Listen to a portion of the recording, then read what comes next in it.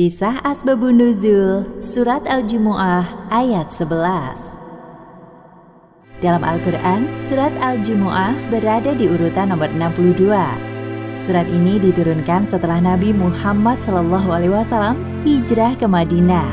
Maka surat Al-Jumu'ah termasuk dalam kategori surat-surat Madaniyah. Nama surat Al-Jumu'ah diambil dari kata Al-Jumu'ah di ayat ke-9 yang artinya hari Jumat. Kisah ini terjadi ketika Nabi Muhammad tinggal di kota Madinah. Kala itu penduduk Madinah sedang mengalami paceklik dan krisis bahan pangan. Akibatnya apabila persediaan makanan telah menipis, mereka harus membeli dari para kafilah dagang yang datang dari Syams. Kebetulan hari ini adalah hari Jumat, hari di mana dilaksanakannya sholat Jumat. Bagi laki-laki muslim diwajibkan untuk mengikuti sholat Jumat di masjid. Ketika telah masuk waktu sholat, kaum muhajirin dan ansor berduyun-duyun pergi ke masjid, tempat di mana akan dilangsungkan sholat Jumat. Setelah azan dikumandangkan oleh muazin, Rasulullah SAW naik ke atas mimbar untuk menyampaikan khutbah Jumat. Para jamaah tampak khusyuk mendengarkan apa yang disampaikan oleh beliau. Tiba-tiba tengah Rasulullah berkhutbah, terdengar suara genderang. Awalnya suaranya pelan, namun lama-kelamaan suara genderang semakin terdengar jelas dan keras. Ternyata suara tersebut berasal dari sekelompok kafilah dagang yang baru datang dari Syams. Kedatangan para kafilah dagang biasanya ditandai dengan iringan genderang. Hal ini dilakukan para pedagang untuk memanggil para pembeli dan memberitahukan kedatangan mereka. Kondisi jamaah sholat Jumat yang awalnya khusyuk mendengarkan khutbah Rasulullah mendadak gelisah. Beberapa di antara jamaah tampak berbisik-bisik dengan kawan di sebelahnya. Sepertinya khalifah dagang telah datang. Aku tidak sabar melihat barang-barang yang mereka bawa.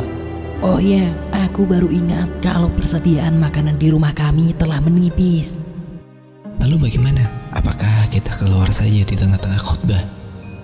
Para jamaah yang asyik berbisik-bisik melihat ke arah saf depan dan belakang. Hah? Tidak ada orang? Ternyata mereka didahului oleh jamaah lain yang telah meninggalkan masjid untuk menghampiri para kafilah dagang dari Syams.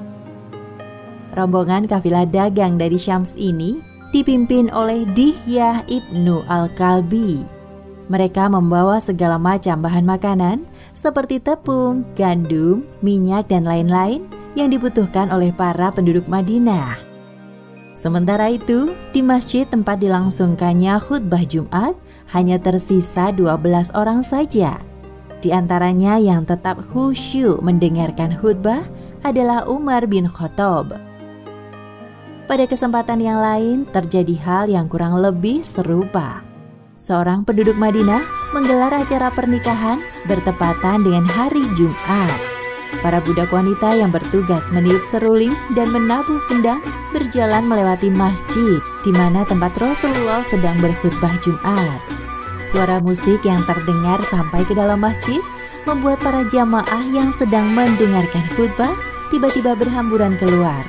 Mereka lebih tertarik melihat iring-iringan musik daripada mendengarkan khutbah Jumat.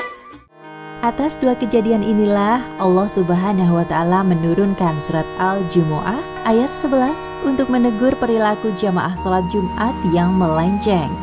Tidak seharusnya mereka melakukan jual beli atau permainan saat azan sholat Jumat telah berkumandang. Bismillahirrahmanirrahim. Wa idza ra'aw tijaratan aw lahwan faltu ilaiha wa tarakuka qa'ima qul ma indallahi khairum minal lahwi wa minat tijarah wallahu khairur raziqin. Yang artinya, dan apabila mereka melihat perniagaan atau permainan, mereka bubar untuk menuju kepadanya dan mereka tinggalkan kamu sedang berdiri berkhutbah. Katakanlah, apa yang di sisi Allah adalah lebih baik daripada permainan dan perniagaan, dan Allah sebaik-baik pemberi rezeki. Demikianlah kisah di balik asal mula turunnya surat Al-Jumu'ah ayat 11. Hikmah yang dapat diambil dari kisah ini, pertama, tinggalkan aktivitas jual beli dan kesenangan dunia ketika telah masuk waktu sholat Jumat, lalu bersegeralah pergi ke masjid. Kedua, hendaknya diam dan mendengarkan khutbah Jumat dengan khusyuk di masjid.